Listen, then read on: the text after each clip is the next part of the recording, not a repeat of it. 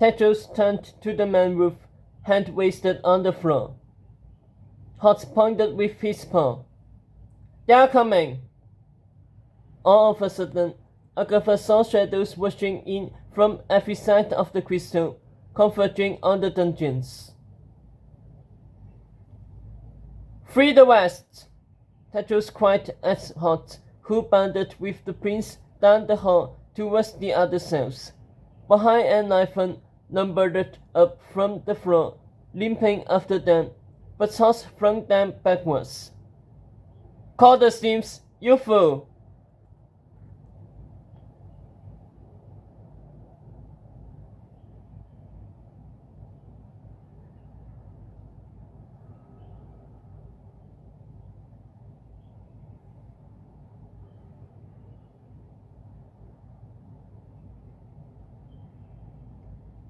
Bahai spun around, firing navy flares through the sinkhole into the sky, past pirate scouts who were starting to leap down from the hill into the dungeons.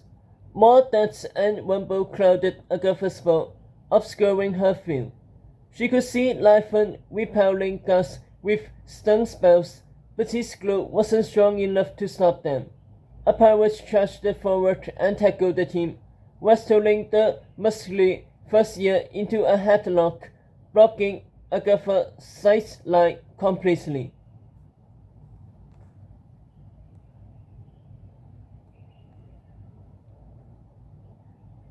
Meanwhile, the bubble inside her crystal had faded 2 shades later. She could hardly see anything anymore, her connection about to break. Hoarse walls echoed down the hall, along with the sound of crashing metal. Disconnected voices rose in the chaos.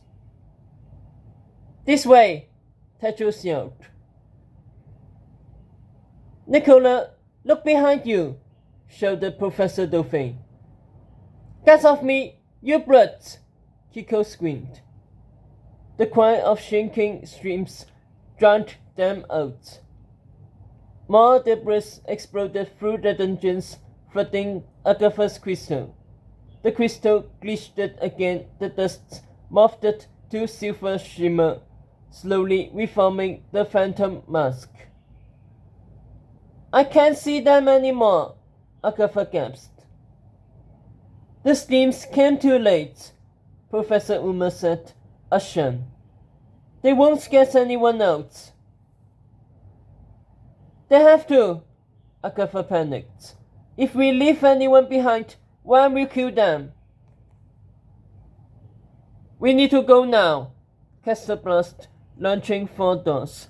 "We have to help them." "You'll never get there in time," Yuba said. Castor stopped in his tracks. The library went quiet, students and teachers alike.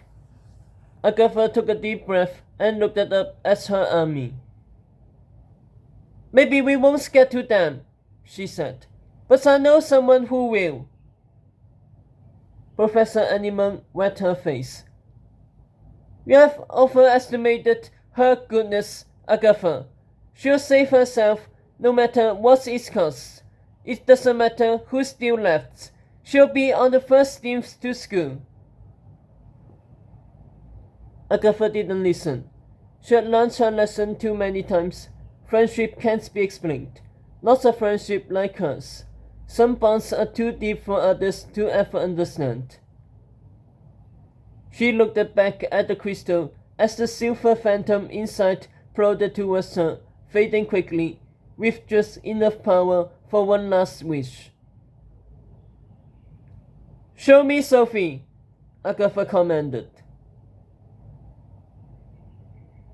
Back on the rooftop, Agatha leaned against the leafy sculpture of King Arthur, still thinking about his son.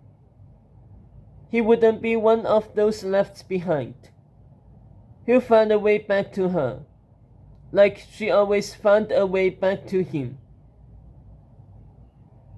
Someone's voice whipped at her from her chase.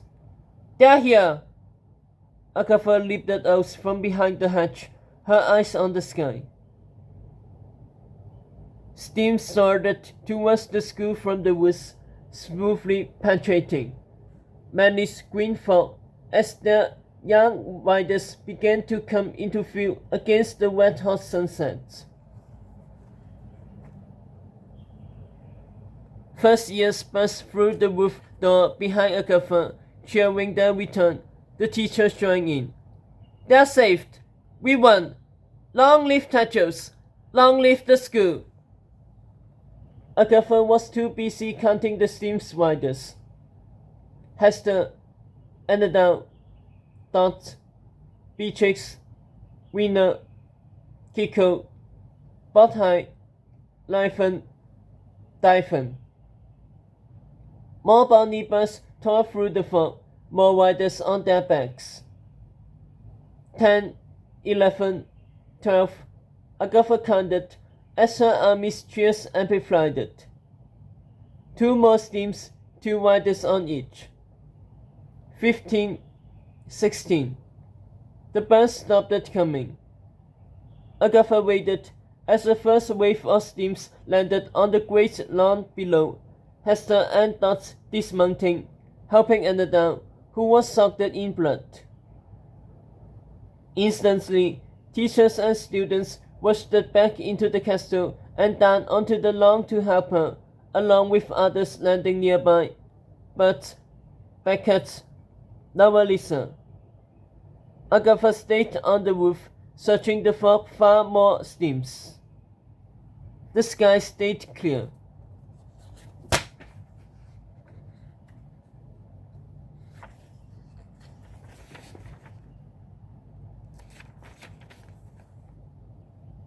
Seven shot. There were 7 people shot. 7 who only Sophie could save now. Agatha wailed with tears, realizing who had been left behind. Crack. The sound ricocheted across the school grounds like a stone through grass.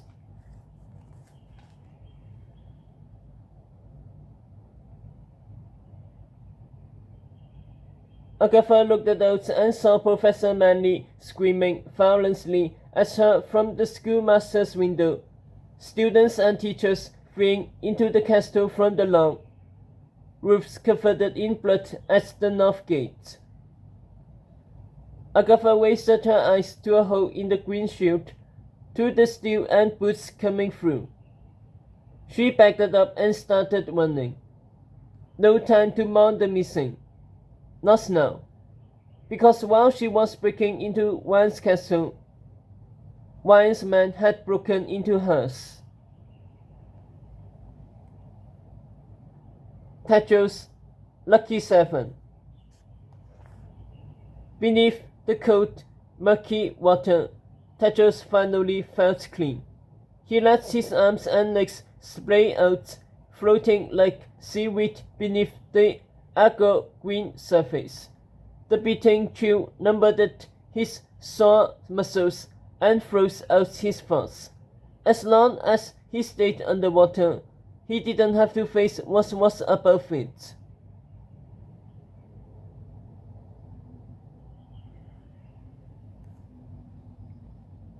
But he could only hold his breath for so long.